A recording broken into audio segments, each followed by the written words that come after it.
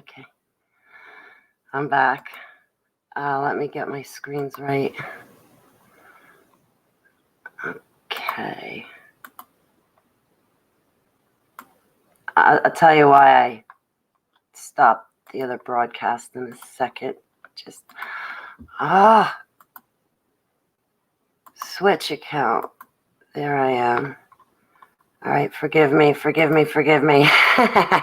Oh, man. I doxed myself unintentionally. Let's see. Please feel free to join. Okay, sorry about that, guys. I doxed myself. Totally doxed myself. I didn't mean to either, but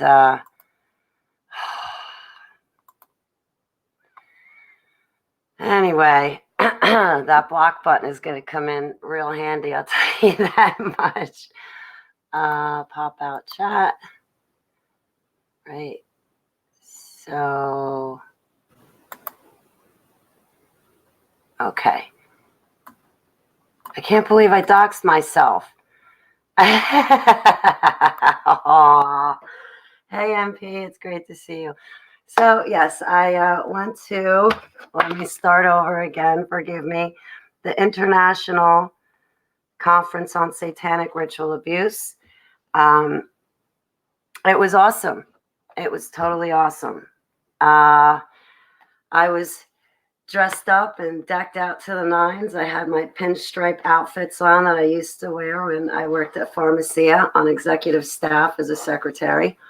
And I was definitely overdressed, I'll tell you that much. It was, people usually dress very casual at these conferences. But I was so excited to go. Again, the speakers were Rustis Dar, Gregory Reed, Dr. Gregory Reed, Jarrett Christman, Thomas Dunn, Sherry Clausen, Wilfred Wong, Doug Hagman, and it was great. It was really great.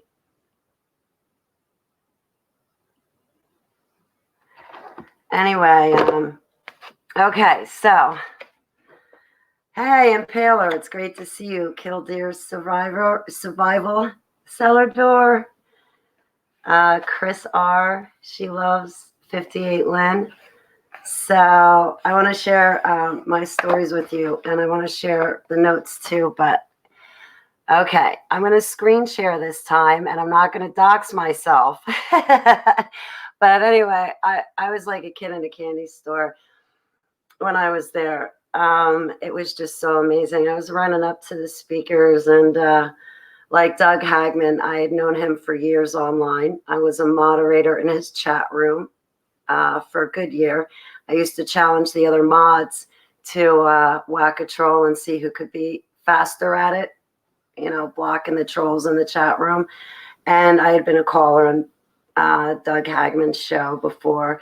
So to meet him face to face in person was such a blessing and such a treat for me.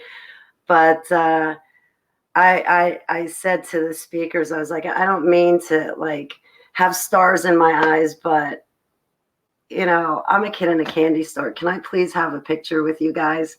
And they were all nice and they obliged. And it was so incredible. So I want to share my pictures with you real quick.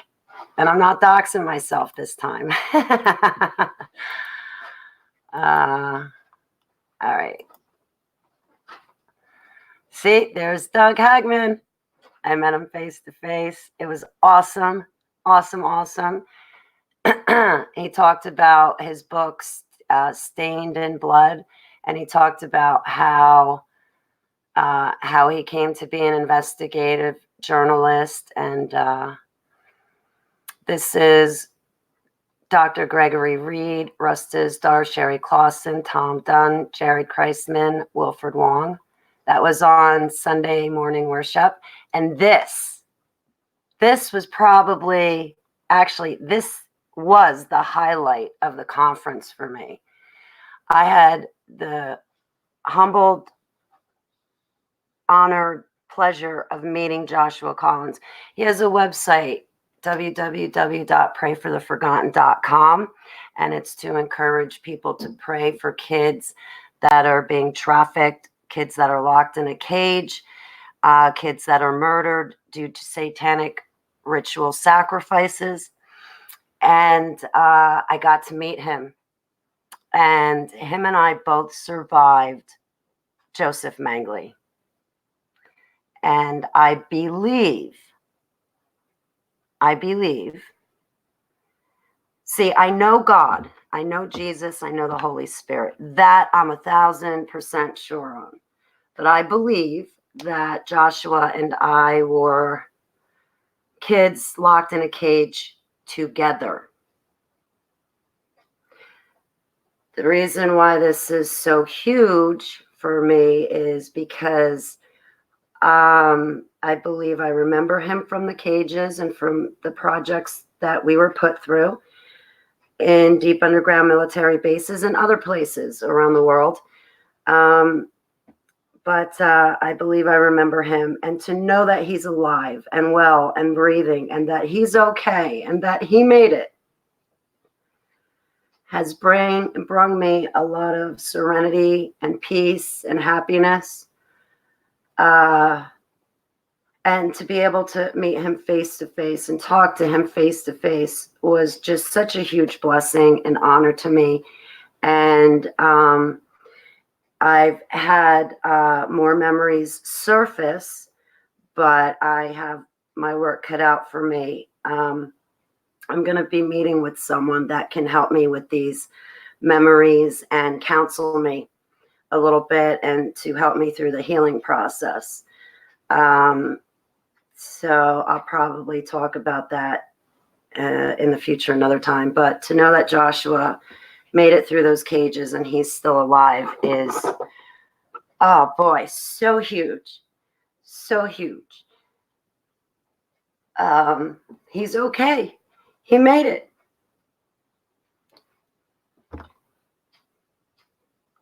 All right, so these are all the speakers. There's Wilfred Wong. I did not get a picture with him in it, but this is Dr. Gregory Reed. That's actually a white pinstripe shirt I was wearing. And of course, Russ Dizdar. Oh, Pastor Gene Mullins. Awesome. He was really cool. I wanted to give him my testimony about the DUMS, but we kind of ran out of time. So maybe somehow I can locate him online and connect with him. So if anybody has like his website or if he's on Facebook, if anyone could help me find him or knows his email address, please let me know. I'd like to reach out to him and talk to him. Oh, and David Author. Boy, it was so great to see him. I got to talk to him, and he's just incredible. I tune into his ministry. I appreciate it. And I really appreciate his testimony. I feel comfortable to talk to him, and he's just so awesome.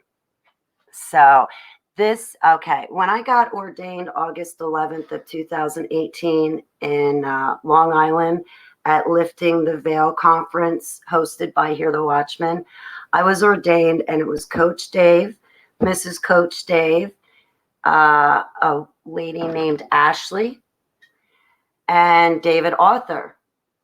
Those four ministries ordained me, and Dr. B and Brooke Federline were there as my witnesses when I got ordained. So it was really great to reunite with David Author. Then, come on. Okay, I know I have more pictures up. Where did they go?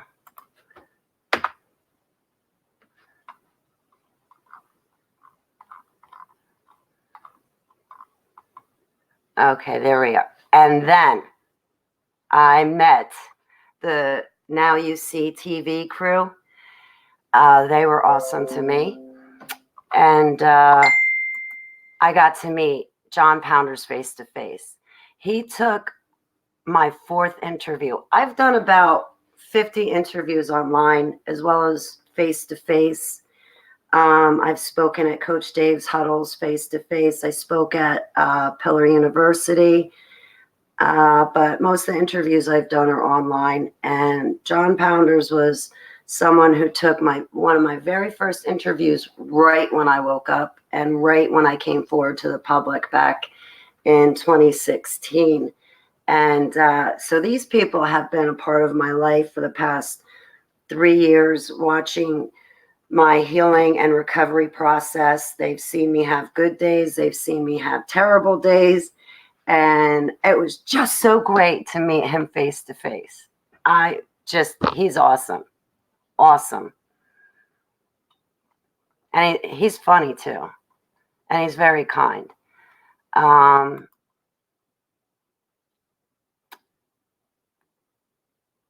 right. So enough about that. So I just really enjoyed like the whole conference. Everybody there was just amazingly awesome. And and of course there's me running around going, can I get a picture? Can I get a picture? So good morning, Tobias. Hey, Madison, I'm glad to see you. And there's Winging It. It is Winging It. It is sad about Joe. Joe was definitely missed at this conference.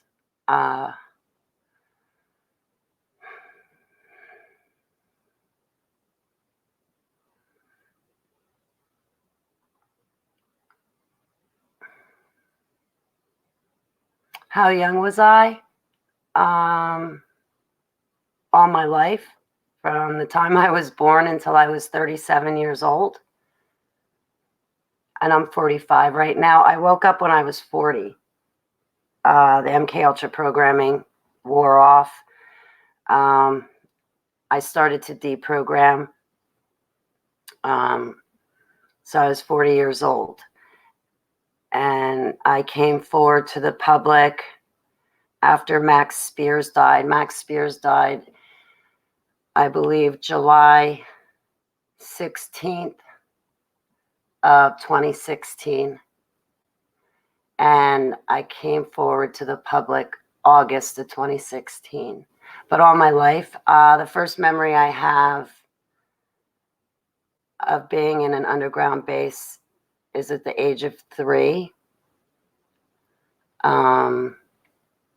That I can recall and remember. But again, I'm hoping to have a counseling session with someone about the new memories and about my suppressed memories. And I felt like I've been at a standstill in my recovery. And I want to start making progress. Hey, Doc Michael, I was praying for you today. Well, I pray for you all the time. I pray for everybody every day, morning, noon, night, and midnight. But do you have power, Doc? You have lights and electricity? I thought I heard somewhere that you didn't have power. Thank you, Killdeer. So, yeah, I was a part of these MK Ultra and Super Soldier Black funded Black operation projects for 37 years of my 44 years of life. And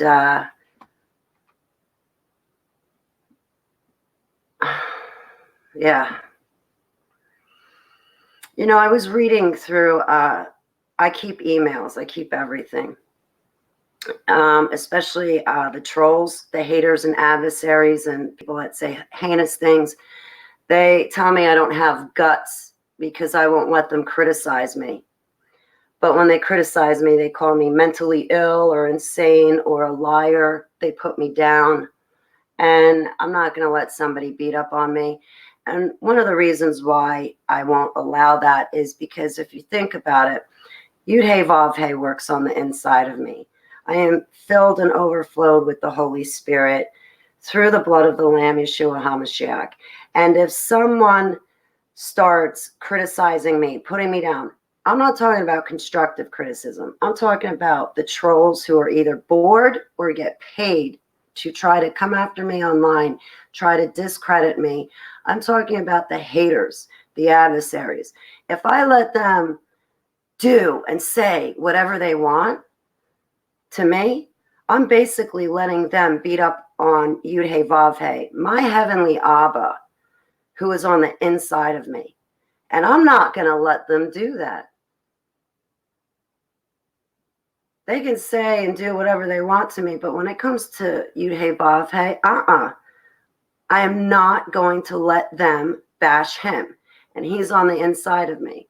So if I let those trolls and adversaries and haters bash me and call me these rotten names and tell me I don't have guts and to pull my big girl pants up and all of this other nonsense and garbage that spews from their foul mouths, I'm not going to let them get away with it, because they're beating up Heavenly Abba, who works on the inside of me. And this conference was awesome. It was awesome because it built up my confidence. It built up my self-esteem. I feel strong. I feel great. And I haven't felt like this in 2 years. Since the last time I felt this good was before I was stupid enough to get involved with the ex. Before I ever let him into my home. That was the last time I have felt this good. But because of this conference, I feel fantastic. I have peace and confidence now, and I really needed that. But yeah, this morning I was looking through emails, and boy, they say some heinous things. They tell me I don't have guts. That is hysterical. I don't have guts. I survived cages in a deep underground military base. I survived human experimentation. I was exposed to other kids being murdered. I made it through that. So don't tell me I'm a coward, because I won't let you put me down and criticize me and call me a liar or any other name. You guys, I swear, these trolls make no sense at all. No sense. There's one troll that got onto Joshua's website and says, oh, yeah, I know you're telling the truth, but Holly's not, because she's mentally insane. She wasn't there. You're a moron for saying that, dear troll. No, actually, I'm not mentally insane. The people that expose me to satanic rituals and satanic sacrifices, they're mentally ill. There's nothing wrong with me. And yes, I was there. And yes, I am very strong. I have guts. I am courageous. I am brave. If I was not any of those things, I would not be sitting here today with my autobiography waiting to be edited, because I haven't worked on it in the past few days. I'm going to get it copyrighted, and I'm going to put it up online for free. And you're going to see all the things that I have survived, endured, and overcome in my life. Now, if I was a coward, this book would not be in existence, and I wouldn't be sitting here today exposing evil and all of the minions of evil. So I want to put that out there. So yeah, I'm not going to let people call me names and get away with it. And if these people who call me names, if they spent 5 minutes in my shoes when I was forced to be a part of these MK Ultra and Super Soldier projects and underground military bases, they would not have survived 2 seconds. They would have literally had a heart attack and died if they had experienced what I had to experience.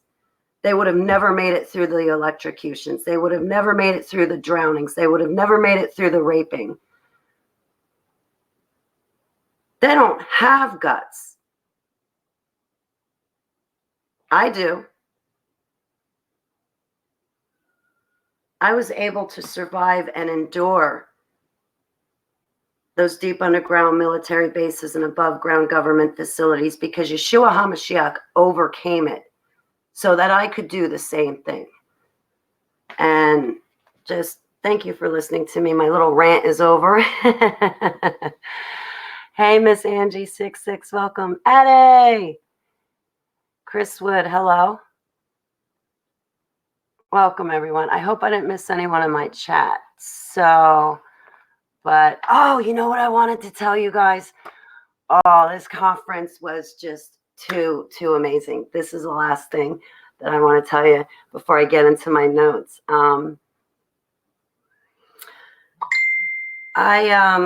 Thomas Dunn and Russ Dizdar have an 8-month online for free training course. It's freedom and mentoring.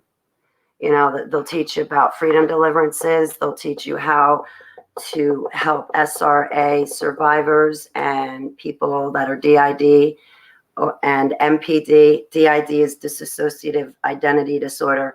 MPD is multiple personality disorder.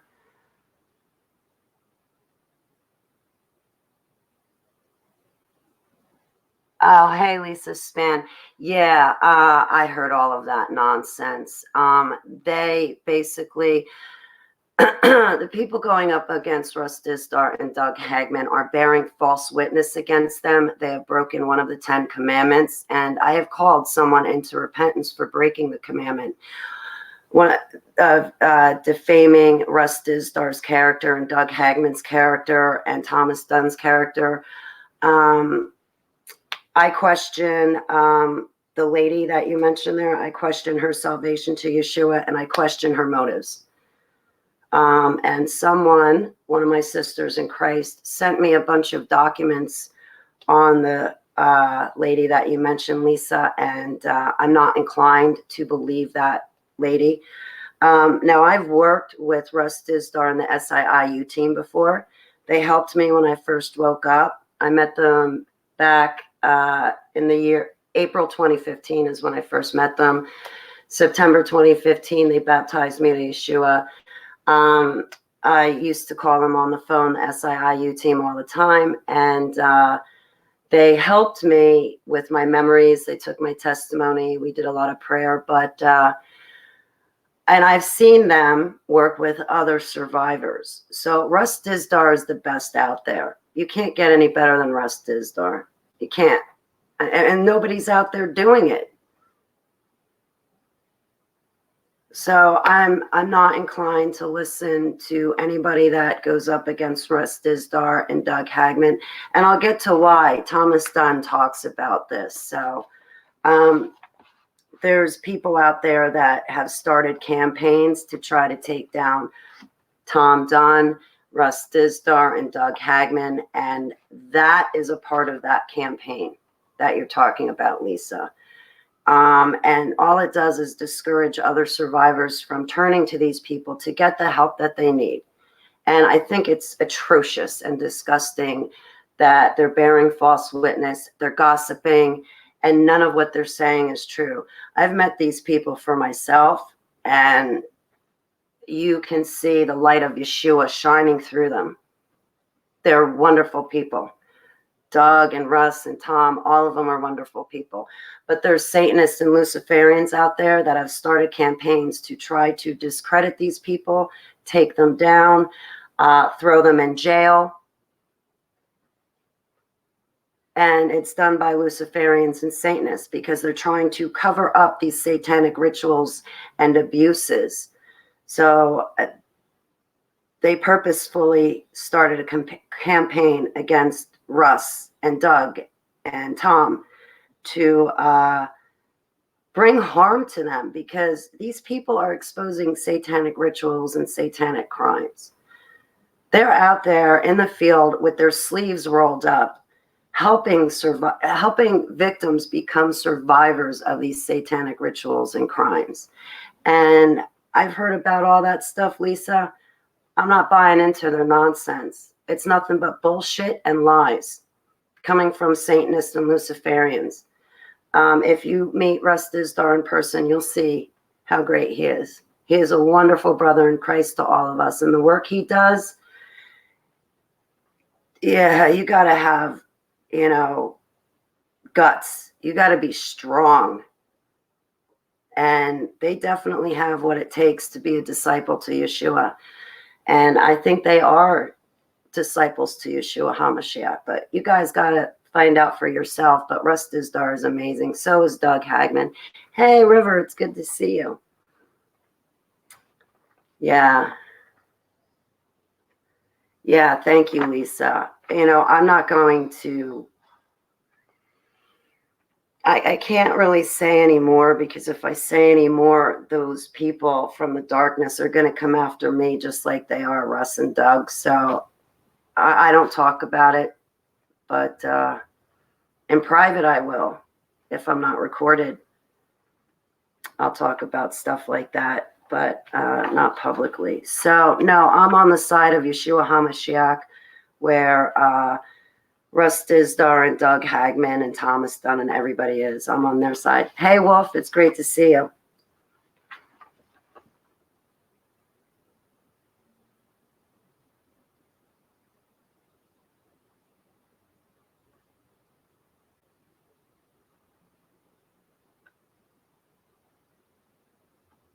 Hey, Pete Rodriguez. Okay, so I'm going to share my notes with you guys.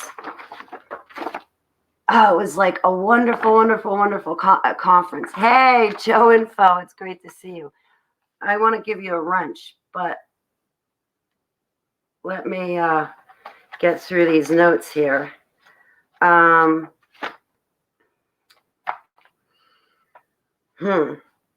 So Thomas Dunn talked about damage control, methods used to cover up satanic crimes. You know, in the Bible it says there's evil in high places of our government. I forget the actual Bible verse that I'm referring to, so please excuse me. But, you know, there's judges out there, police officers that intentionally cover these things up. And let me stick to my notes. Tom was talking about, let's see. I guess I'll just read my notes. They probably won't make too much sense, but extreme traumatizing. When you're in the setting of a satanic ritual, that's extreme traumatizing to watch a satanic ritual or a satanic sacrifice. Hey, Wanda, sweetheart, how are you? And there's people out there purposefully trying to cover these crimes up. They'll murder the victims and they'll murder witnesses that come forward to talk about these things. Hence another reason why I'm trolled online.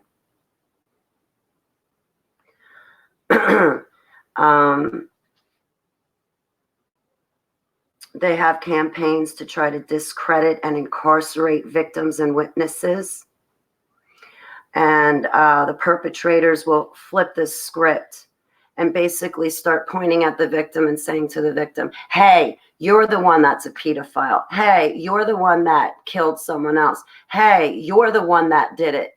You're the one raping kids. So these predators that try to discredit or incarcerate or kill victims, they'll first try to flip the script on you. Like what's happening to Russ Dizdar when people call him a phony and a fake and a pedo. They're basically the predators that are trying to flip the script on Russ Dizdar, for an example. They try to compromise these predators that cover up satanic crimes. They try to compromise the victim, like morally compromise them by putting out bad videos about them or trying to get them, trying to get their hands on, you know, see, I can't even explain this.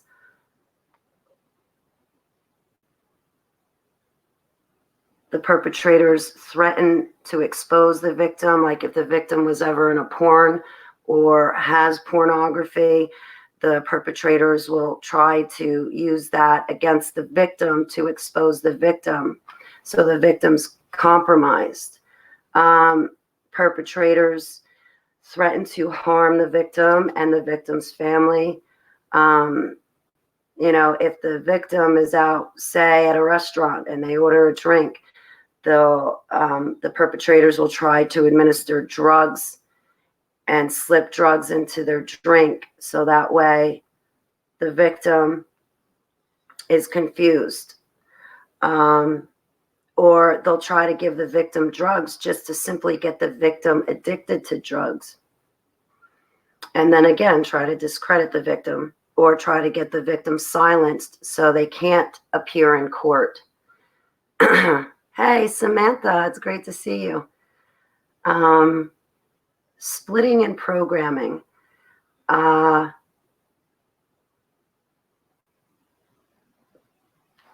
Suicide programming. I had that. I deprogrammed from suicide programming, and that one's a doozy.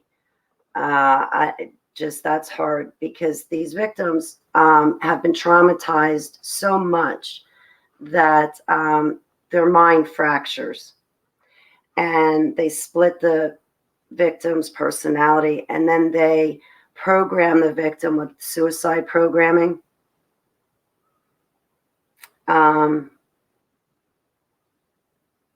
Sometimes these MK Ultras, they'll be used as scapegoats or intact sleepers. Like you have the Boston Marathon, you have the Las Vegas shooting that occurred last year, where MK Ultras will be sent in a hypnotized trance-like state, and they'll go and murder others. Like they'll be sent in like a Manchurian Candidate. So they'll go and murder crowds of people at a concert like Las Vegas, and then they'll turn around and kill themselves. Or that MK Ultra will be used as a scapegoat, and that MK Ultra will be thrown in jail. False memory syndrome. False memory syndrome is not recognized by medical or psychological communities. Also, in the DSM-5, which is, let me pull this up. I wrote something about the false memory syndrome, which I want to read to you. I have it up on YouTube. Excuse me, I vape.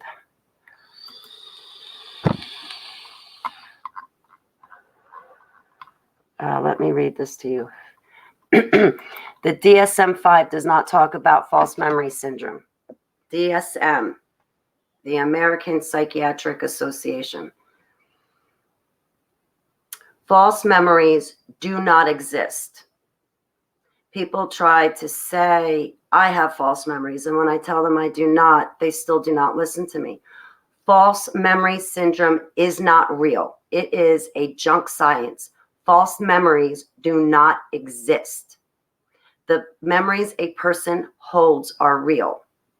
The only memories that are false are the suggestions a hypnotist, an MK Ultra programmer, an MK Ultra handler tries to coerce you into believing that nothing happened to you in efforts to cover up the crimes they have committed against you.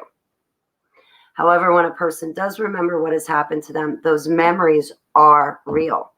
People who do not want to take affirmative action call it false memory syndrome, so they do not have to bring the perpetrators to justice and continue to ignore the victim. Also, people will say that the victim has false memory syndrome because they're covering up the satanic crimes that were done against the victim. When a victim remembers, they're telling the truth.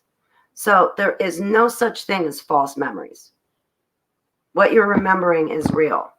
Now, programmers will try to hypnotize you and program you to think that nothing happened because they're trying to cover up what did happen.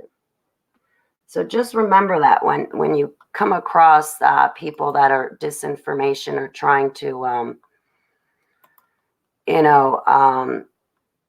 say that a victim isn't credible or anything like that.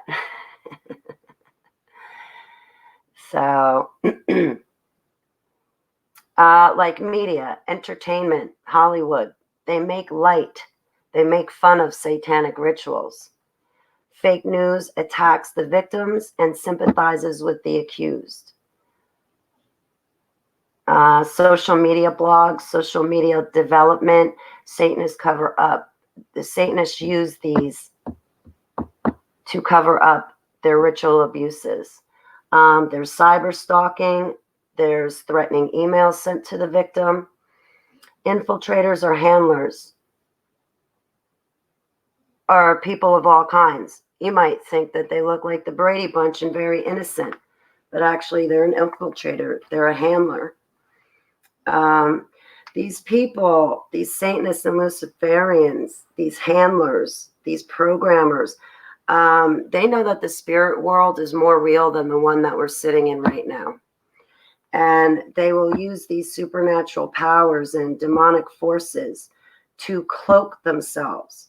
So these people will do rituals for demonic invisibility. An example is the Moabite king.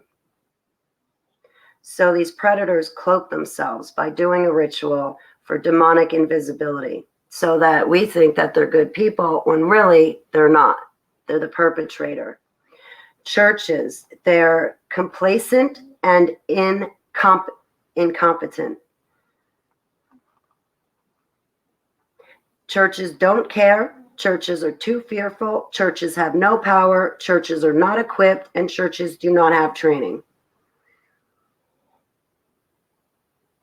So churches are complacent and incompetent.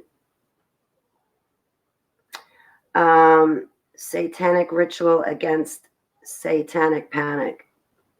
Why did I write that? I think in the 80s it was, where people were saying, oh, it's just satanic panic. You know, ignore all the murders. You know, everything's always satanic. It's satanic panic. And they make fun of these satanic rituals and try to bring light to it.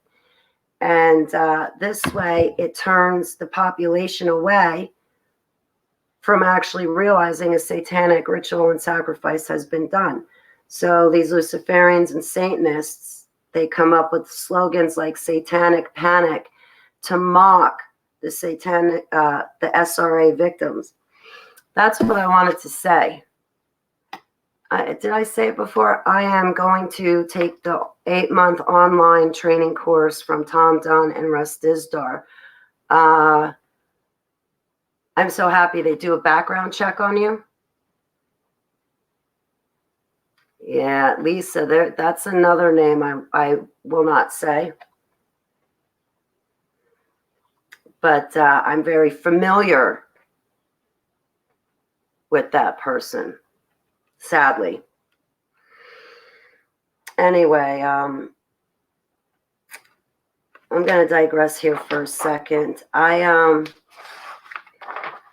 wasn't going to fill out for the training course because I knew they were going to do a background check. And it's not because I have a disorderly person's conduct from like 2006 on my record. I was pushed down a flight of stairs backwards. And when I was pushed down the flight of stairs, I went to reach forward to stop my fall. And the person that pushed me, I ended up nicking them on the neck. I mean, they had a little tiny scratch. I kid you not, little tiny scratch.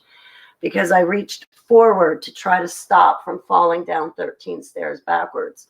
And I was the one to get arrested. So, I mean, I'll tell you, I have a criminal record. It's even in my book. So, like, when people go to research me and they read my book, I'm going to tell you straight out who I am. I'll expose myself first and foremost. And I've done this on many other occasions. I won't give it to the trolls. They're not going to be the first to tell you guys anything about me. I'm going to be the first to tell you myself. I had in the past 3 felonies against me, but those felonies were terminated. And I'll explain why in the book. I'm not going to get into it here. The other thing is I went through hell over the past 2 years at the hands of the ex. And I got stuck with a really bad judge, and I was sitting in a courtroom, banged up, fractured cheek. The ex sadly won that court case, and sadly there's a restraining order against me. And I was hey, Clovis, it's great to see you. I was so embarrassed, right? So embarrassed about this restraining order because the ex completely lied to get the restraining order. Completely lied. Hey, Killdeer Survival, I can't tell you the name of the book. I can tell you that God gave me the name of the book, and I drew the cover of my book from a memory that I have of being in the cages. But once it's copyrighted, I'll tell. Hey, Christine, it's great to see you. So I'm dying to tell you guys. I'm dying to tell you the name, show you the cover. I want to do all of that, but first I'm getting it copyrighted. So anyway, getting back to my story. So I went to Tom, Don, and Russ Dizdar and their teams, and I told them what I'm telling you guys now. And they said to me, "Are you kidding me, Holly? You're not going to fill out the training application because of the background check and because of what that sap had done to you and lied to get a restraining order?" They said, "You're going to let that stop you?" They reached to the table, they pulled out the application and handed it to me. So I filled it out, and they're going to process my papers. And then by the end of October, I will get a call and they will let me know that I can go for this 8-month training and that my background, my past is not going to hinder me. Actually, they said to me, they're like, because you come from these deep underground military bases, you were exposed to Joseph Mengele, and you were exposed to, hey, Jesper Burke, it's great to see you. And you were exposed to these Black funded projects and trafficked by your military with a group of other kids. You know, you talk about SRA and you talk about DID. Maybe we can pick your brain and ask you questions so that way we can better help other victims. And I was like, absolutely, you know, I'd be ever so grateful to join in and get involved. I will not be given clients, so to speak. Okay, I'm going to take the training, but I'm not going to be given DIDs and SRAs to work with or cases to handle. That's not going to happen.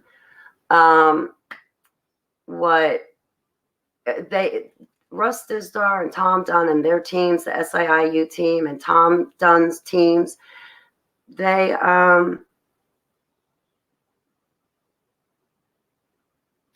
know that I come into contact with a lot of MK Ultra survivors and SRAs here online. So what I can do for other SRAs and DIDs and MPDs and MK Ultras is, hey, Crystal Lane, how are you, sweetheart? Welcome. What I can do is I can be a friend to them, somebody they can come and laugh with and talk to about things. And it doesn't always have to be about the satanic rituals and abuses that they've suffered. It can just be to goof off and laugh and have a good time. Hey, Heather and Gary, I can be a prayer warrior to these survivors. And I can be an extension of their support system. So I won't be directly working with the victims, but I'll be on the sidelines. I'll have been trained, so I'll know what I'm doing. And I'll be more useful to my friends. I'll be able to pray for them. I'll be able to hang out with them and be a part of their lives from one survivor to another. And so I won't be given like clients, so to speak. But I can't wait to start taking the training. And I almost allowed Satan to win when it came to that background check.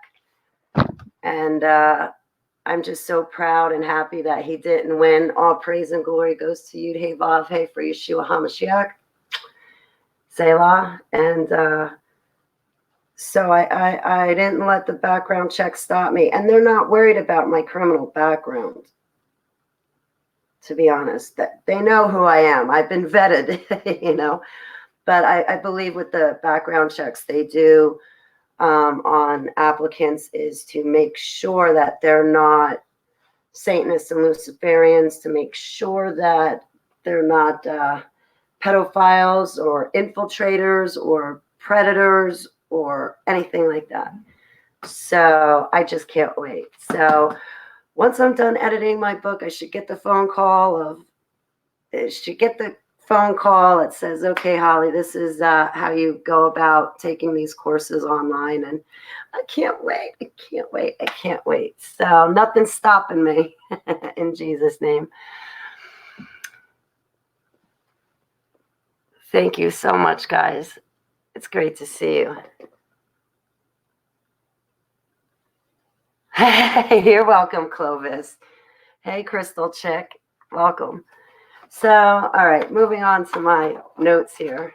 But yeah, I'm not letting anything stop me. And I called up Taylor Joseph. I was like, Taylor, remember all those nights you spent with me, like, you know, kind of sobbing and crying because I really wanted to take the training. And I was so scared about the background check and everything that had transpired because of the ex and his lies and his nonsense.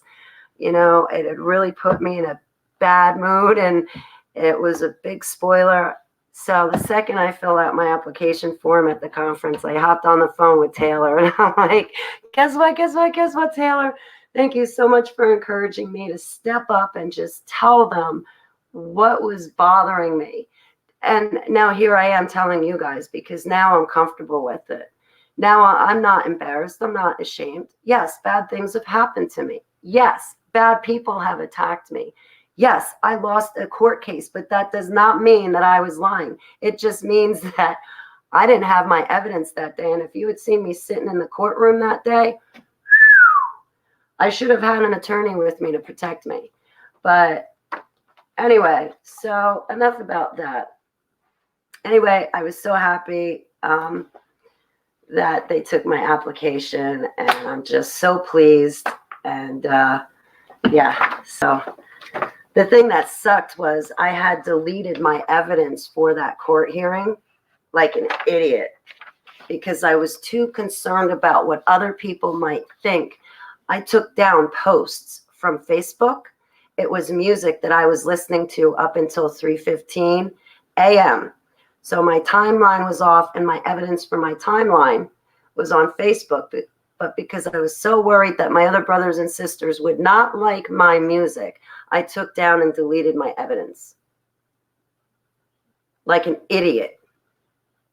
It was a mistake. So the reason why I'm sharing this stuff with you is so that you don't make the same mistakes I have made. So that you don't hit the same potholes and pitfalls that I do, you know? Anyway, Jared Christman, he gave an awesome presentation at this conference. He talked about child sacrifice. It goes back to Moloch, and now here we are modern day where abortion is child sacrifice and abortion is legal. So child sacrifice has been happening through all these ages, and he got into the background of it, and I missed about 15 minutes of his presentation because I was outside talking to people. But he gave such a great presentation. I hope that he runs a video and he gives a presentation online to all of us because he did an amazing job. And I wanted to get a picture with him, but I was like, you know what? I've run around this entire conference asking people for pictures. I better stop pestering people. And I get a little shy and intimidated too. Like on here, this is easy. And I'm sitting behind a computer talking to you guys. Face to face and in person, I'm quiet. Like, you don't hear two peeps from me.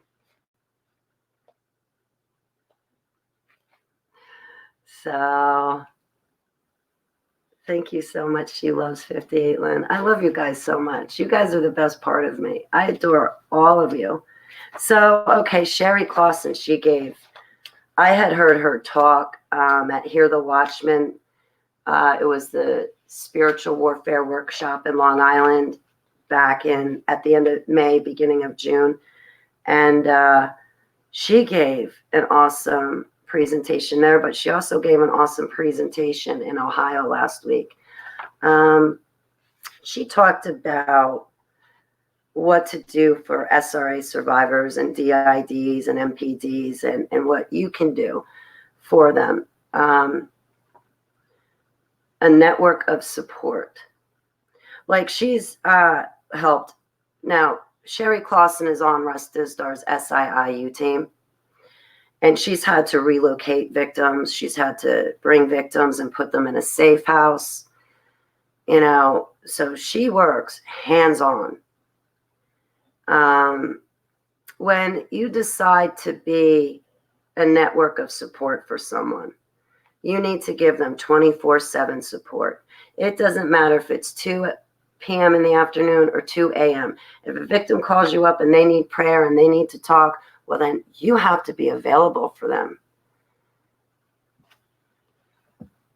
Hey, Amber.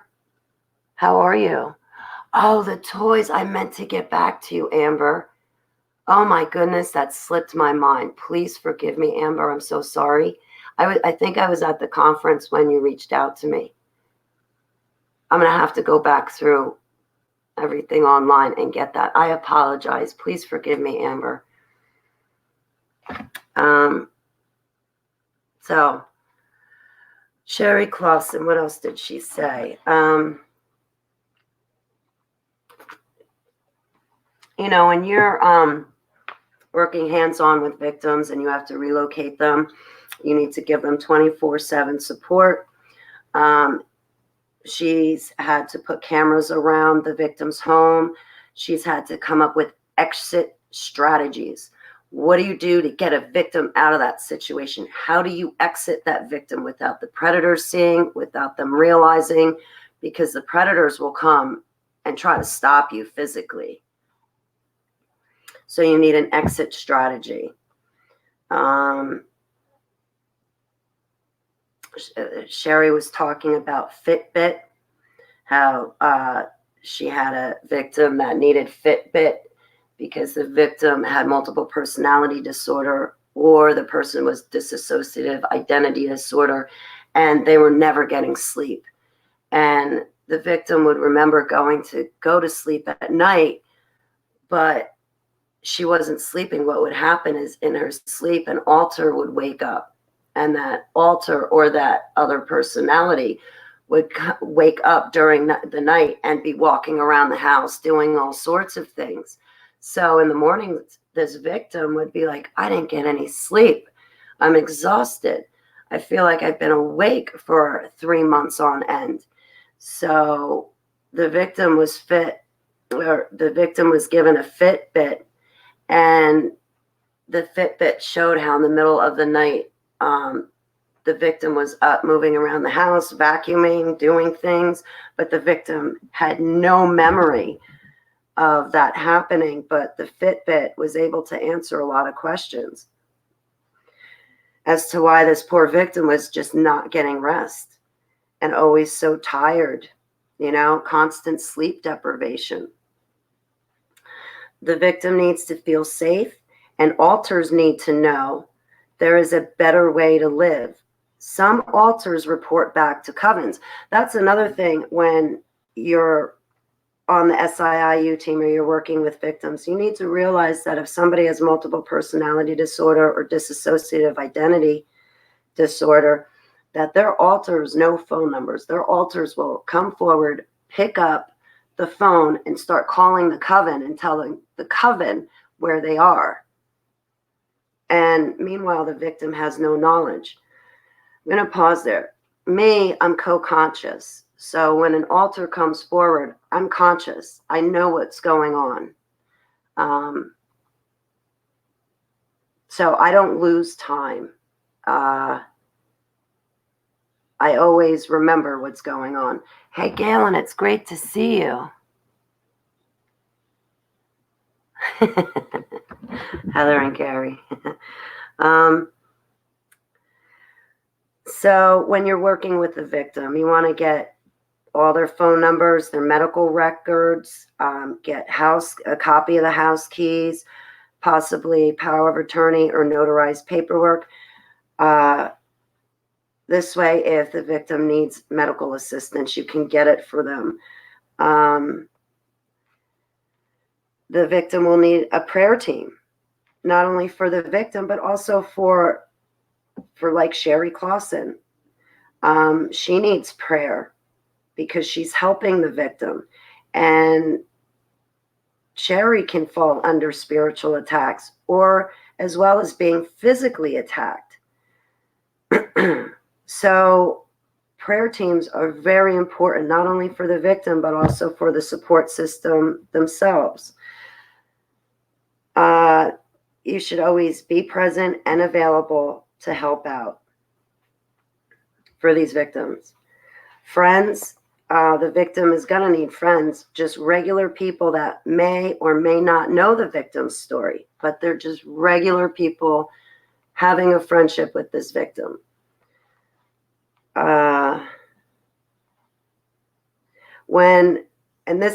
This happened to me.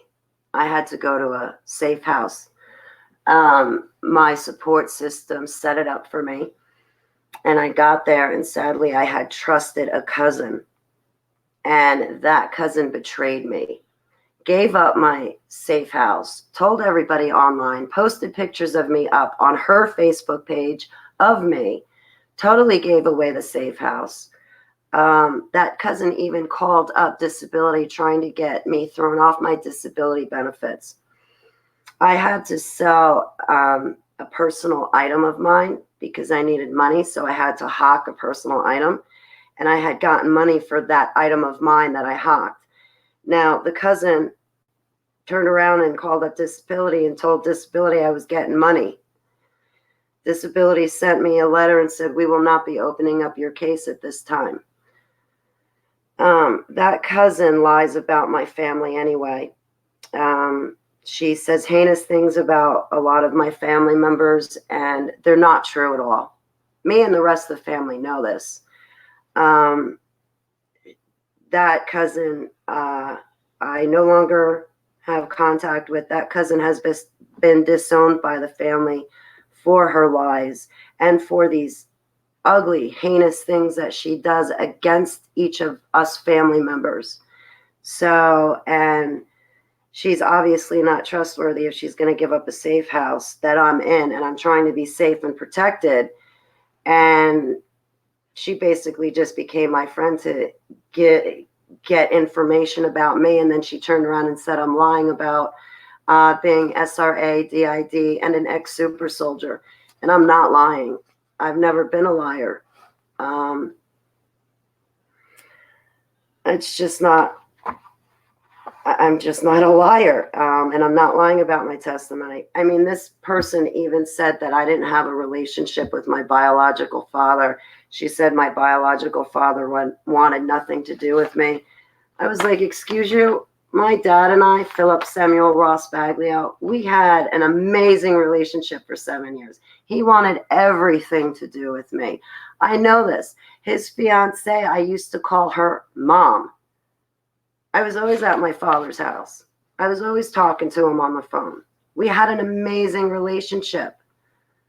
So that cousin was very detrimental to my healing and recovery process and progress. And she gave up my safe house. She gave up my safe house.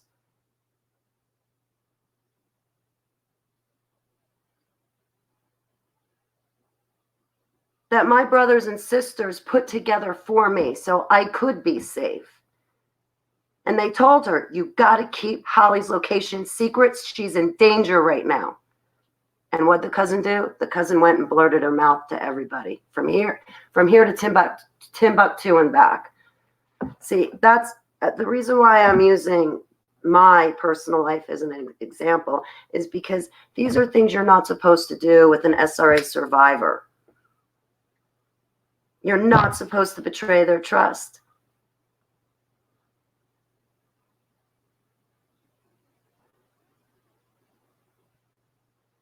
You're not supposed to lie to them. You're not supposed to make it unsafe for them. So what was done to me, guys, I don't do to a victim. Don't do to anybody, okay? But anyway, her fruits are bad. She's not even saved to Jesus. So right there.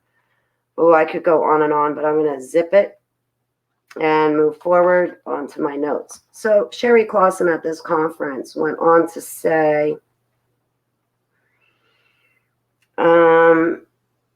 when a victim is relocated, they need to replace their friends.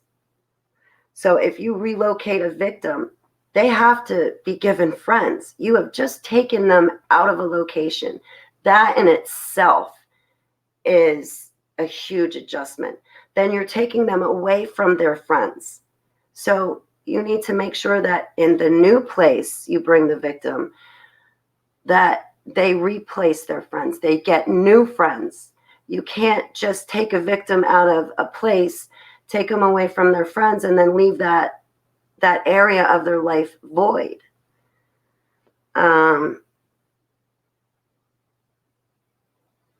You need to build a network. You need to help the victim build a network.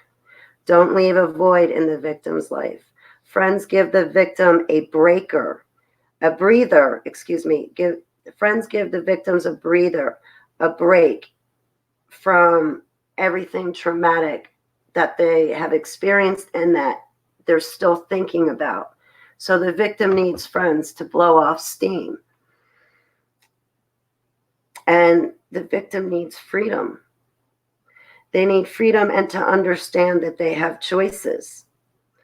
A lot of these SRA survivors, they were never given a choice. They weren't given a choice of what they could wear or what they could eat. So like if you take a victim food shopping, the victim, you got to go food shopping with them. The victim might stand there and be like, well, wait, do I buy Hellmann's or Miracle Whip mayonnaise? I don't know what I like. You know, these SRA survivors were never given a choice, and a lot of them don't know what they like.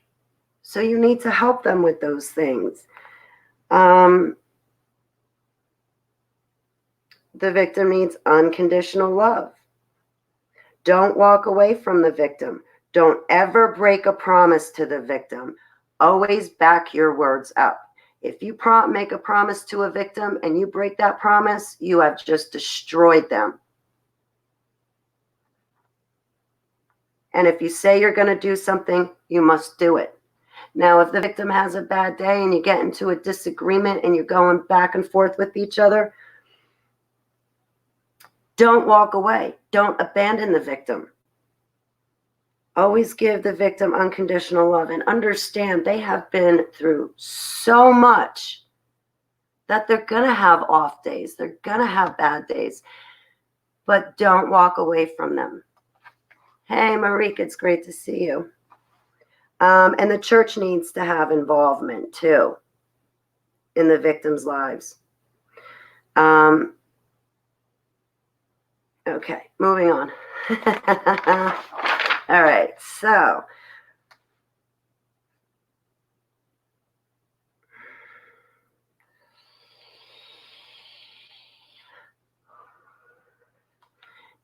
Pastor Gene Mullins, he gave a good presentation, but I don't have that many notes. He talked about pitfalls to ministering to SRAs.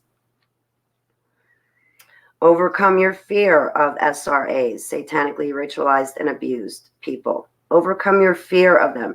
A lot of people hear the word, or they hear SRA and take off running in the other direction. They're scared of the victim because the victim was satanically ritualized and satanically abused. Overcome your fear of SRAs. Make yourself available to SRAs. Pastor Gene Mullins went on in his presentation to talk about having genuine repentance to Yeshua HaMashiach. He said, stop sinning, then Satan cannot take your ground. And Satan tries to gain rights over you. Take down strongholds. I've got one right here.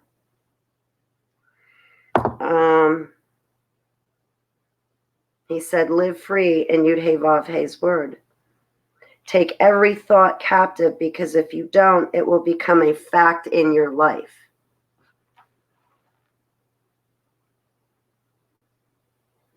I agree, Lisa. A lot of these things, yeah, it goes for sexual assault, rape. It's not just satanic rituals and satanic sacrifices. It's also about survivors of rape. I completely agree with you. Or just verbal abuse, mental abuse, emotional abuse, sexual abuse.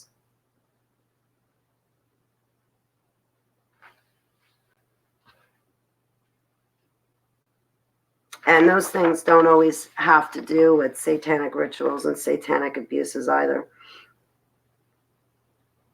I did not say anyone's name in the making of this video. So when I've talked about people in my personal life and the bad things that they've done to me, I did not use that person's name. I withheld it. But I still wanted to talk to the fact of what I had to endure and what I had to experience. And I'm allowed to talk about my own life. And I'm not going to let anybody silence me.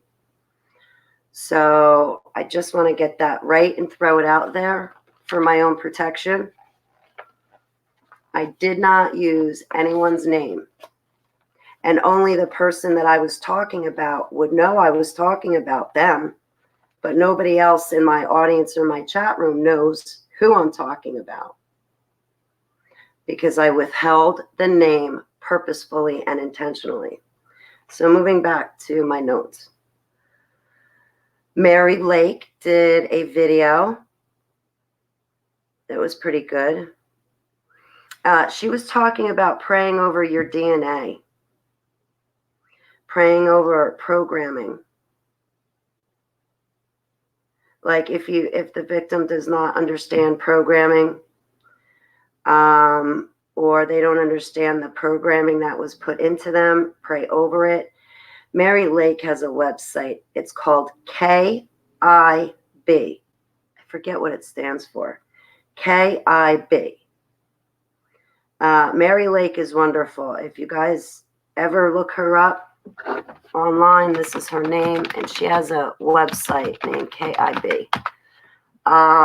She's very insightful when she was talking about praying over your DNA, not only generational curses, but praying over your DNA, praying over the programming. Even if you don't understand it or you don't know what programming you have, then say, Heavenly Abba, I'm not sure of the programming they put in me. I don't know. I don't understand it. Heavenly Abba, please please help me with this programming. Help me to deprogram from it.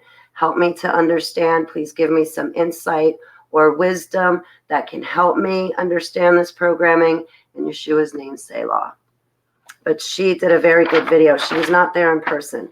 Otherwise, I would have ran up to her and asked her for a picture too. Russ Dizdar spoke about super soldiers. I was like, yeah, I want to hear you talk about super soldiers. That's like right up my alley. I know you all know my background, but these topics, they're intriguing and interesting to me. And know that you have a beautiful day, Killdeer. Much love to you, sweetheart. It was great hanging out with you last night. But I find, these topics very interesting and intriguing. I know I've lived through it, but I still find these topics interesting. And it doesn't bother me to talk about these topics. I'm really well adjusted. And, what I've had to experience in my life, it doesn't bother me. And even when I'm triggered, I'm still in control. Abba has me in his hands. And that's how I maintain that control, is by being in his hands. But I just love talking about these topics. I can't help it. But Russ Dizdar gave a great presentation. I didn't really take any notes because I just sat there and was ingesting all of it. Instead of like looking down, and I just wanted to listen to his presentation. Wilford Wong, that guy is incredible. He talked about satanic ritual abuse in the UK. And we've all heard about Hampstead, right? I believe the children. And the children are not lying. That's what I believe. But Wilfred Wong discussed that because he's from the UK. So he investigates satanic rituals and satanic sacrifices. I don't have too many notes on him, but he said, people fear Satan more than they do Yud-Heh-Vav-Heh. So they cower down and compromise on following the 10 commandments. And I couldn't agree with him more. I see a lot of people being more scared of Satan, more scared of him than they fear our one true living God and creator Yud-Heh-Vav-Heh. We are not to have a spirit of fear. We are to stand up and expose evil. And if these people who are more scared of Satan than they are Yud-Heh-Vav-Heh, if they actually knew and if they actually saw Satan and what he looks like, they would realize he's just this little peon. They would realize he's a liar, this little ugly looking entity, and they would not be scared of him.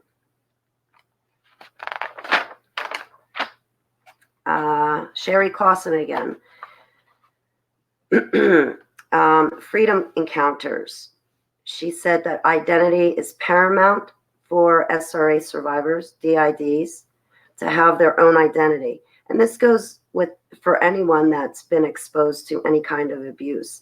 The victim needs their own identity. It's very important.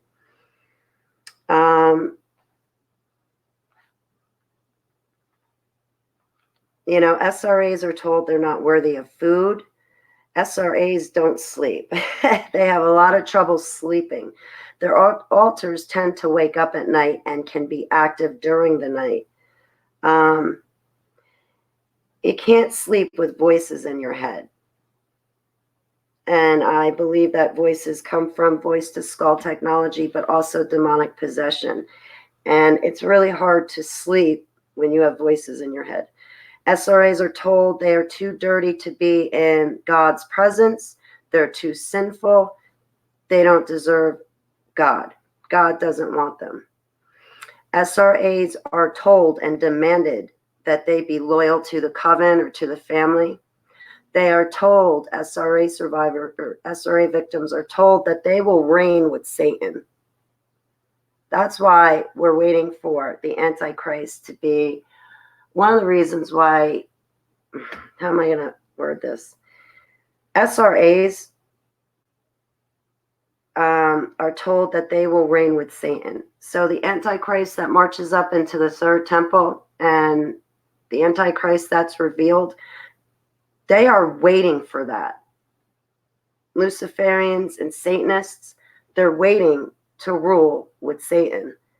And their victims, they tell their victims that they will reign with Satan. And that's a complete lie. Tom Dunn, he spoke. He did an amazing presentation. The Hampstead case is not a hoax. This is very important. I'm going to get in trouble for telling you guys because I can just see it now what's going to happen, sadly. But I'm going to tell you guys anyway. May Yud-Heh-Vav-Heh protect me. I pray for the full armor of Yud-Heh-Vav-Heh, and I pray for the covering of the blood of the Lamb. I pray to be kept invisible to my enemies. Please send down warring angels and station them around me and my cat and dog in Yeshua's name, as well as all my loved ones. And I pray for my cat and dog's full armor and for the covering of the blood of the Lamb on my cat and dog in Yeshua's name. Tom Dunn talked about this company. It's called Smarter Shift. Get this. Smarter Shift. It's a social media campaign to attack people who expose Hampstead or who expose anything really relating to Satanism. But Smarter Shift is a social media campaign designed to attack people who expose Hampstead. Cyber stalking is against the law. And Smarter Shift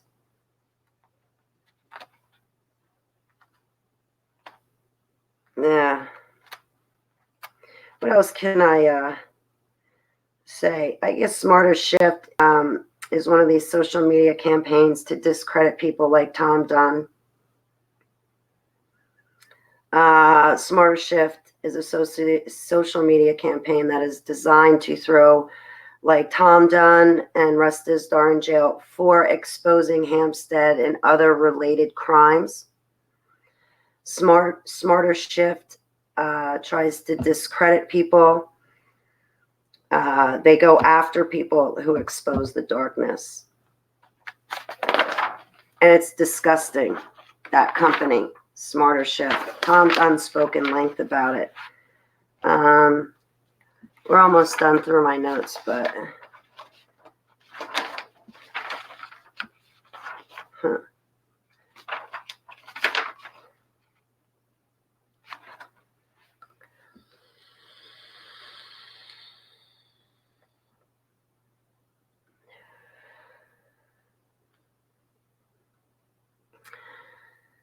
Dr. Greg Reed, very nice man, incredible man. It was a humbled honor to meet him and to listen to him speak.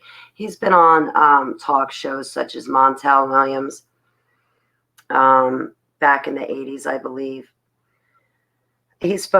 Dr. Greg Reed spoke about satanic crimes and how the Franklin cover-up is true. When exposing Satanism, there's always going to be backlash. You'll get backlash from people in law enforcement, the psychological community, even Christian media. So when you expose Satanism, there's always going to be backlash. I get backlash. Look at my trolls. And I'm just giving my testimony of what Abba did for me and how he plucked me out of the darkness and brought me into Yeshua HaMashiach's living light. I get a ton of backlash.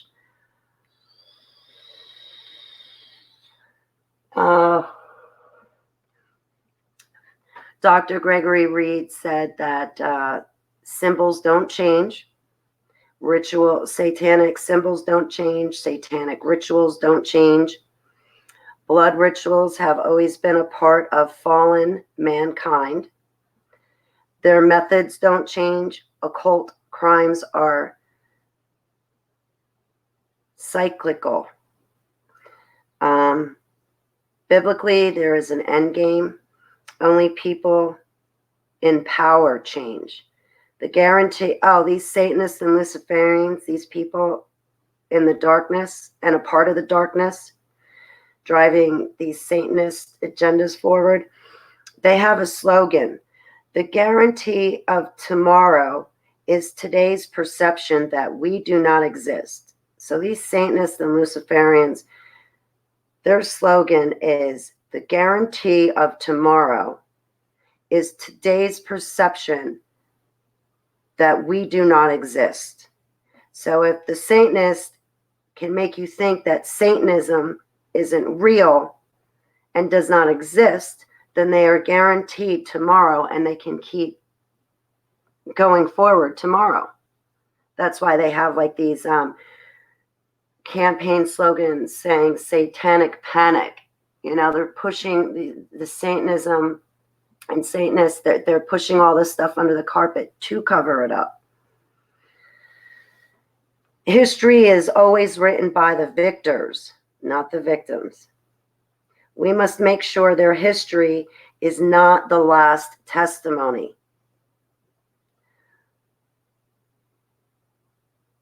What's new is old. What's old is rewritten and systematically erased. Dr. Gregory Reed was talking about caves and mines being used to traffic children. You know, caves, like if you go out west, there's mines and caves. They're used to traffic children because they're underground. So nobody above ground will see what's actually happening, and that children are trafficked through these caves and tunneling systems and these mines, and then brought out somewhere else and sold. Trailer parks, where people want drugs, would sell or hand over their children for a hit. So that's probably why a lot of children disappear from trailer parks. And a lot of these parents, when their kids go missing, they just really don't care that their kid went missing. They're more concerned about drugs. So they'll sell their child, or when the child turns up missing, they just really don't care. I hate to say that, I'm sure somebody's going to go, wait, I live in a trailer park. Yeah, this was in someone's presentation, and you probably should listen to their presentation first and derive your thinking from that, and not just based on my notes. Doug Hagman, he was awesome. He was saying how he talked about Stained by Blood, his book. He said things are not always as they appear. It's in a homicide. It's a homicide guide for investigating crimes. Things are not always as they appear. Victims are told no one is going to believe you. I really didn't write too many notes down for Doug Hagman because he was giving his testimony, and he did a brilliant job. Wilfred Wong again, he spoke 2 times at the conference.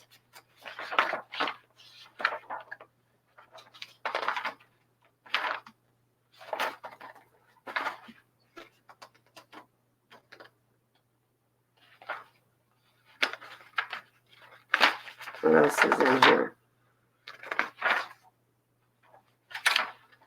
Sorry, forgive me. Okay. Wilfred Wong was, in his presentation, he talked about British. Hey, Luke Gurley, it's great to see you. Give Nancy my best.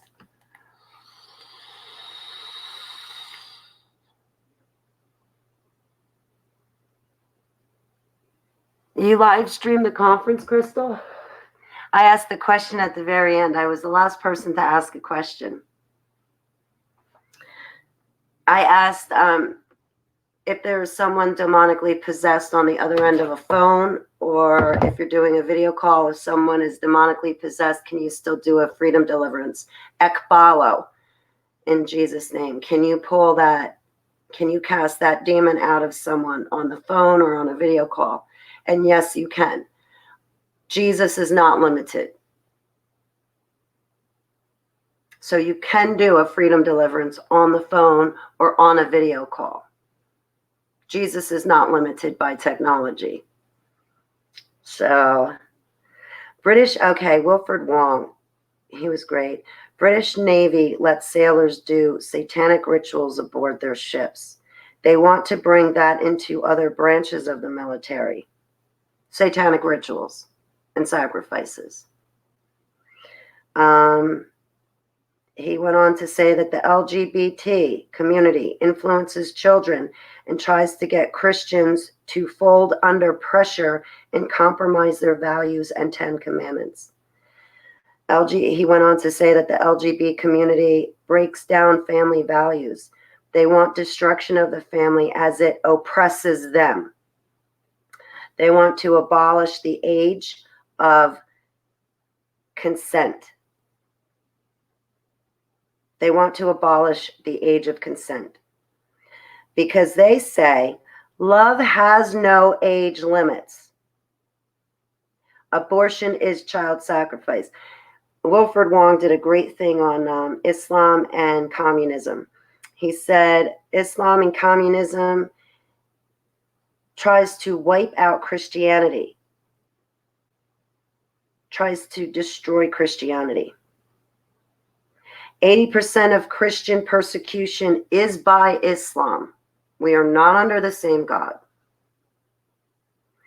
Ideologies of Islam is the problem. We are considered the infidels. Muslims have their version of Jesus, and it's not the same Jesus that's in our Holy Bible. Muslims have their version of Jesus, but his return is to turn us Muslim. That's what they think. There would be no SRAs if there was no Satanism.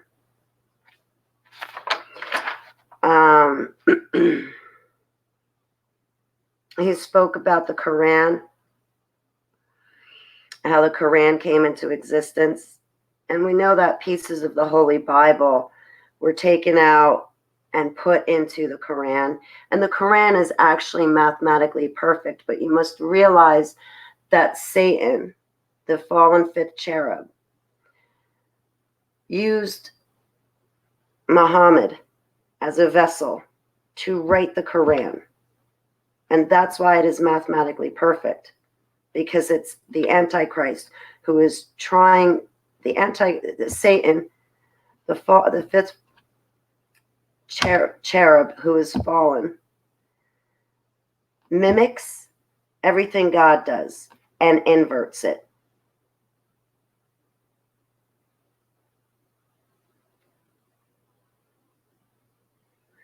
Wilford Long was great. I really enjoyed that, man. Hey, Opus Focus. How are you?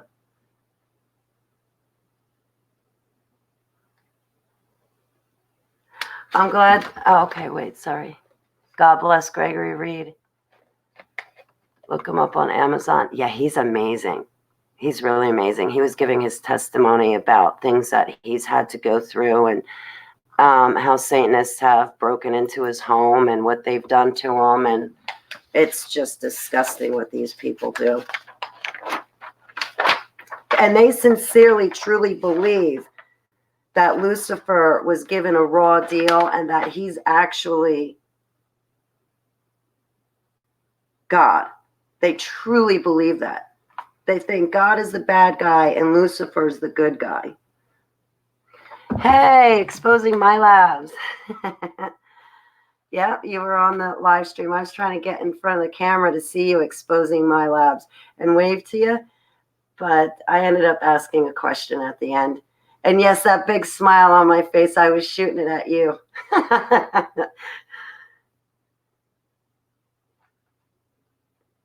Psalm 23. The Lord is my shepherd, I shall not want. He makes me lie down in green pastures. He leads me beside still waters.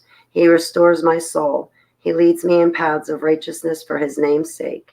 Even though I walk through the valley of the shadow of death, I will fear no evil, for you are with me. Your rod and your staff, they comfort me. You prepare a table before me in the presence of my enemies. You anoint my head with oil, my cup runs over. Surely goodness and mercy will follow me all the days of my life, and I will dwell in the house of the Lord forever. Psalm 91. He who dwells in the shelter of the Most High will abide under the shadow of the Almighty. I will say of the Lord, he is my refuge and my fortress, in God whom I trust. Surely he shall deliver you from the snare of the hunter and from the deadly pestilence. He shall cover you with his feathers, and under his wings you shall find protection. His faithfulness shall be your shield and wall. You shall not be afraid of the terror by night, nor of the arrow that flies by day, nor the pestilence that pursues in darkness, nor the destruction that strikes at noonday. 1,000 may fall at your side, and 10,000 at your right hand, but it shall not come near you. Only with your eyes shall you behold and see the reward of the wicked. Because you have made the Lord, who is my refuge, even the Most High, your dwelling. There shall be no evil befall you, neither shall any plague come near your tent. For he shall give his angels charge over you to guard you in all your ways. They shall bear you up in their hands, lest you strike your foot against a stone. You shall tread upon the lion and adder. The young lion and the serpent you shall trample underfoot. Because he has set his love upon me, therefore I will deliver him. I will set him on high because he has known my name. He shall call upon me, and I will answer him. I will be with him in trouble, and I will deliver him and honor him. With long life I will satisfy him and show him my salvation.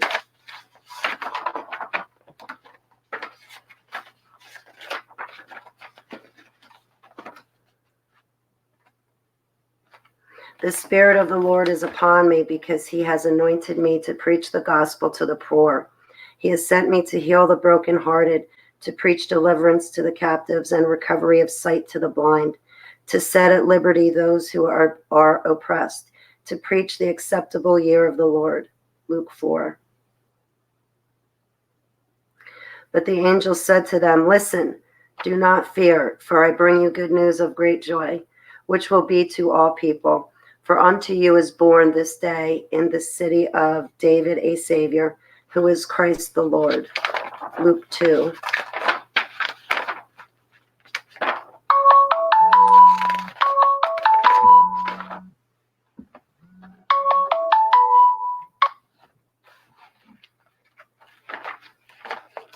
And I have to call Mountain Man back. Uh-oh. And that's that. So that's what I learned at the SRA conference. It was an awesome conference. It was really, really cool. And I got to reunite with a few people that I had seen at other conferences as well. So it was really cool. Really, really cool. I'm glad that how I got there was, I'll be honest, and I want to be honest, how I got there, how it was possible for me to attend is because a couple of people gifted me. They paid for the hotel, they paid for the ticket, they paid for traveling expenses. It was a gift to me, and I'm really grateful to those people who made it possible for me to attend this international SRA conference because it built up my confidence and my self-esteem. I reunited with a fellow SRA survivor who I believe I was literally locked in a cage with and exposed to Joseph Mangley with. And he himself has turned to the Lord, but it was really great to know that he's still alive and to see him alive and to know that we made it.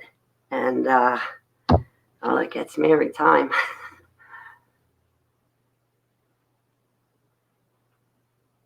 I was supposed to be at the Hear the Watchman conference right now out in California, but I couldn't make it out to California. And the airline has yet to give me back my money.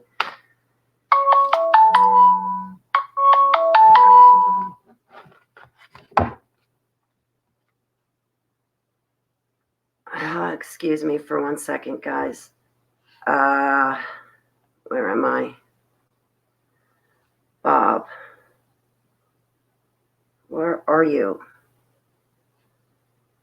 There you are.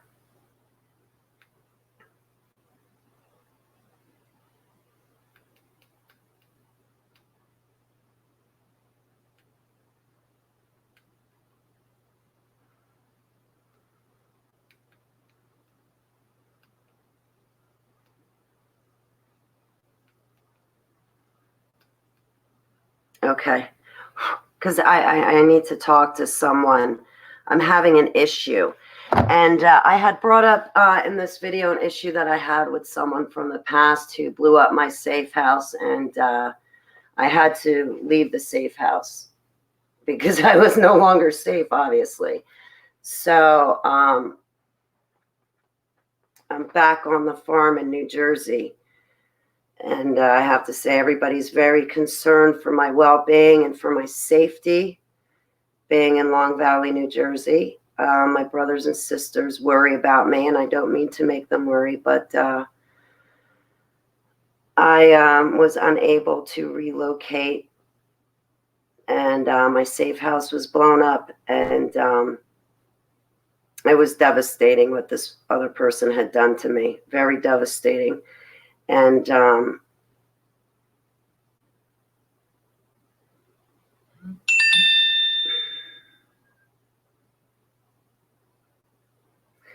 They did a lot of damage, and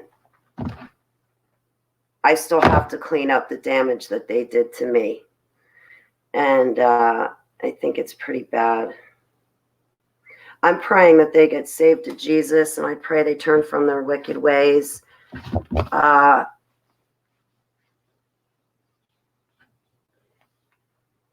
I pray that if they're doing anything that's illegal or dangerous for their health, that they cease and desist in Yeshua's name.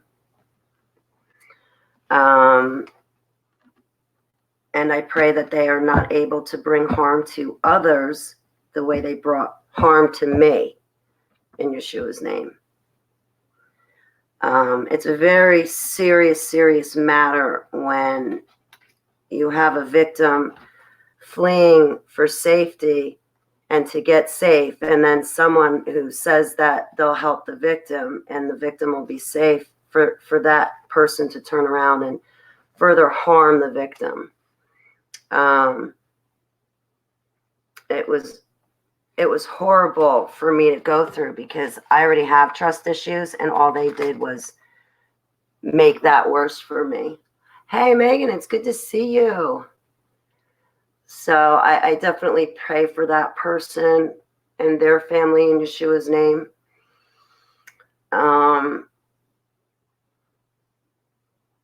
What else can I pray for my enemies? Let's see. I pray that nobody treats them the way they have treated me poorly in Yeshua's name. I pray that they turn from their wicked ways and stop bringing harm to someone who has already been victimized, because they're just further victimizing the person. I pray that these trolls and adversaries and haters cease and desist in Yeshua's name. I pray for their salvation. I pray for Yud-Heh-Vav-Heh to send his ministering angels to these people in hopes that they can get saved to Jesus, and in hopes that they start bearing good fruit and serving Yud-Heh-Vav-Heh and not serving the darkness in Yeshua's name. I pray that my loved ones and I, my brothers and sisters in Christ, and other people that, of course, are not saved, but I pray for my loved ones.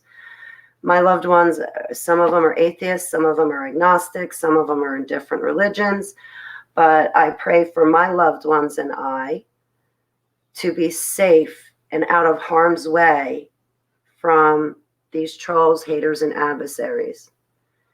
And in Jesus' name. And I know that our battle is not with flesh and bone, but rather with dark powers and principalities and demonic spirits and fallen entities in Yeshua's name. So I pray for my enemies. I pray that they stop bringing harm to other people. I pray that whatever is missing in their life, or whatever voids they have in their life that may be causing them to have poor character, I pray that their life is healed, so they no longer have to go out and hurt other people just to make themselves feel better about themselves. I pray that their lives are full of abundance and happiness in Yeshua's name. I pray hedges of protection around them so they're not attacked by dark powers and principalities in Yeshua's name. I pray that no satanic rituals and sacrifices are done against them in Yeshua's name. So I pray for my enemy. I pray that I ask Holy Spirit to help me pray for my enemy in Yeshua's name. May Abba have mercy on my enemies, the same way I pray that heavenly Yud-Heh-Vav-Heh has mercy on me. I pray that all of us are deemed worthy to be accepted into heaven in Yeshua's name. I pray that all of us are deemed worthy and invited to a bridegroom feast in Yeshua's name.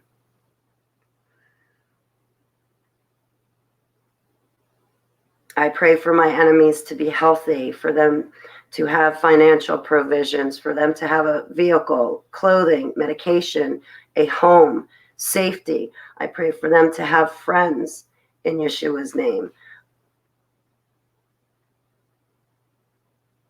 What else can I pray for my enemy?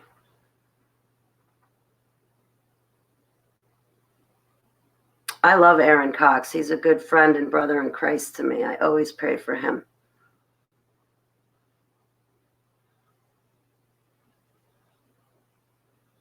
But he's not my enemy. He's my friend. He's always been a good friend to me, to be honest with you. He's helped me through a lot of hard times, Aaron. He's given me his hand and helped me walk through dark times in my life, and I'm really grateful that he's done that. Last year, about this time, I was constantly talking to him on the phone. I was going through a bad time. I'm still going through it, but I can't talk about it. I can't talk about it until after. Anyway, I'm sorry to hear that you two are not friends, fellow.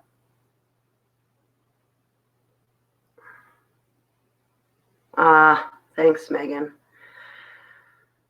So I've been going for an hour and 40 minutes.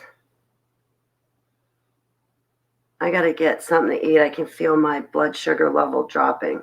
No, he's not gay. And I have gay and bisexual friends too. I have friends of all backgrounds. I don't throw the baby out with the bathwater. I have a friend who's a shaman.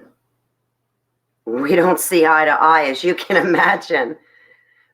But we have a lot of things in common with one another. We're survivors of satanic ritual abuse. We're survivors of rape. We're survivors. And we have a lot in common. And I think that person is really great. She's a good friend to me. And, so I welcome everyone.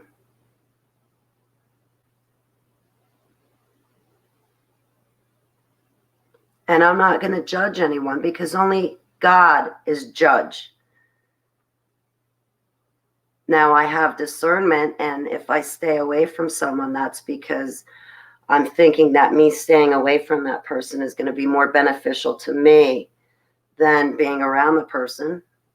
So I'll use my discernment and remove myself from a situation or distance myself from a person. But I tell you what, I love all my friends. Whatever race, color, creed, nationality, gender, or background they are, I love all my friends, and I'm really grateful to have all of my friends.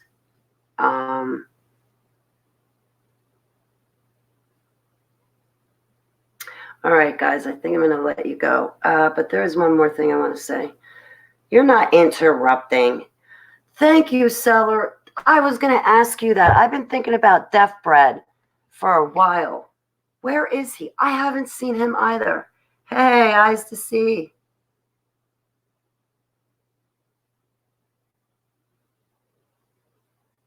Oh, wow, eyes to see. YouTube is slamming me, aren't they? I'm censored all the time and shadow banned. Like, they mess with my numbers. They'll tell me like only 200 people watched the video when I know 500 did. Or like I'll get a ton of thumbs down. Oh, you did hear from Deaf Bread. Eyes to see. If you see him again, please let him know that Celador and I were asking about him. I haven't really been around because the book, and I have 15 days to finish it, the editing process. And then the second it's finished being edited, on day 16, I'm going to send it out for copywriting. And once it's copywritten, I can't wait to get it out to you guys. I'm just so excited. And it's sitting right here, too. There's one more story I need to write in it, but the editing process is going to take me a while. I'm going to have Word help me with it. So, sitting right here. Look at that. 67 pages. I can't wait for you guys to read it. It's going to be easy reading. You'll breeze right through it. I hope it's one of those books that you don't want to put it down. That way you will finish reading it. Oh, and I have to make a table of contents. I have to finish the drawing for the cover too. I only have a rough draft. I wish I could show you the cover. I'm like so excited, but I can't. I gotta wait. I gotta wait. This is like the hardest secret I have ever kept in my entire life. And I don't like to keep secrets. I hate secrets. You know, when somebody's like, don't say this, don't say that. Or, I mean, if a victim comes to me and they're confiding in me, or a fellow survivor, I should say, is confiding in me, I'm not talking about that secret, but just, you know, this is really tough. So I want to show you guys and tell you guys, and I can't yet. I can't. So the second I get the copyright back, I'll put it up on my website, www.hollybaglio.com. I'll put it up on Facebook if I can. I don't think I can put a PDF file there.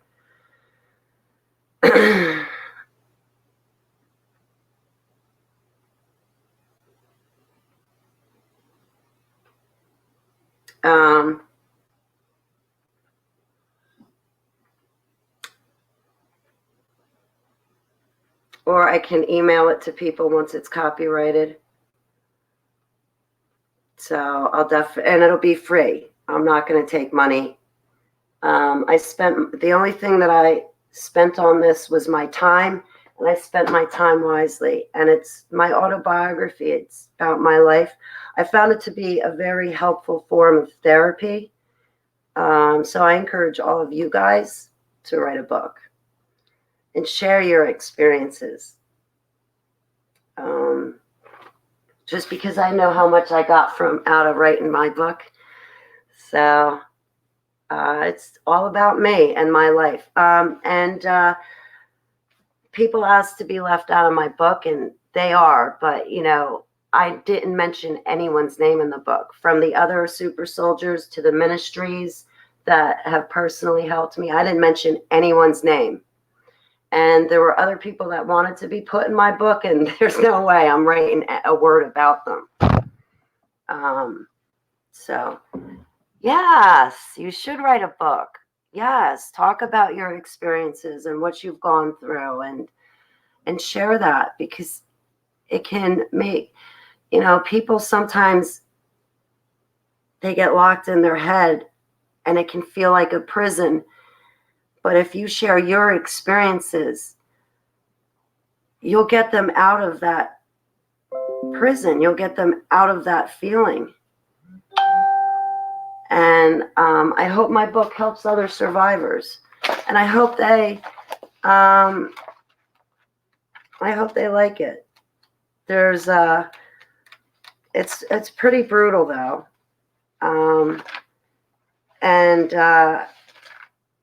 I just hope you guys get a kick out of it. I hope you really enjoy it. Okay, guys, I'm going to let you go. The Vermonter and OJM. I don't know where Cox is. I'm not his keeper. Why don't you go ask his girlfriend? Why don't you just go send him an email and ask him where he is? Because I don't know. Hey, Malik, it's great to see you. Good afternoon to you, too. No, I thought he was running a live video, so I'll probably tune into it if he's running a live video, because I still got to finish the book. All right, guys, I'm going to let you go. I hope that you all have a beautiful, great day, and I want to give a special shout out to Madison, as a matter of fact. I lift you up in prayer, Madison. Thank you so much for talking to me today, and I lift you up in prayer, and I hope that Heavenly Abba gives you peace and happiness.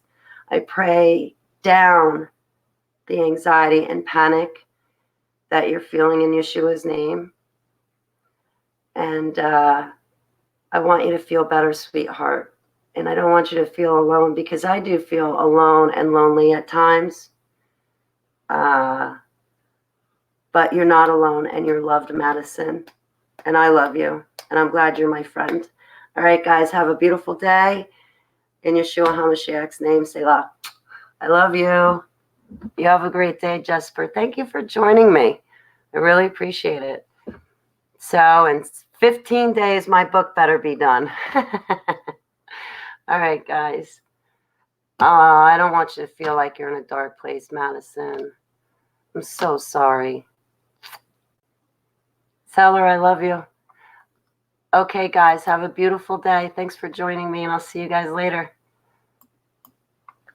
Wow, 2 hours. I don't shut up, do I? If you see me in person, though, you'll have to be like pulling conversations out of me because I'm quiet. But here on HTV, yeah, I don't shut up for 2 seconds. And that's a wrap for I Want My HTV. I want it now, and I'm not going to be live. It's shutting down. No, I'll be back later, guys. I'll see you. Have a good day.